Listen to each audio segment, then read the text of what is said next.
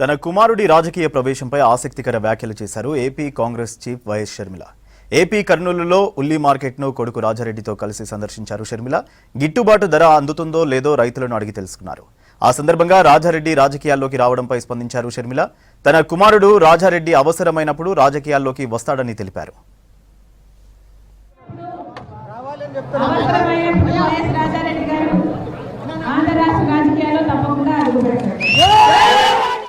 Rajareddy first time వచ్చాడు. ఏమన్నా political అవకాశం ఉందా?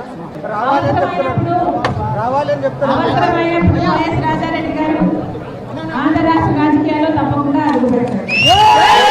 మీ అబ్బాయి రాజారెడ్డి ఫస్ట్ టైం వచ్చాడు. ఏమన్నా పొలిటికల్ అవకాశం ఉందా?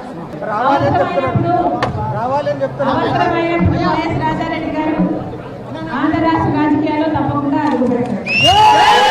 మీ అబ్బాయి రాజారెడ్డి ఫస్ట్ టైం వచ్చాడు. ఏమన్నా పొలిటికల్ అవకాశం ఉందా? రావాలని చెప్తున్నాడు.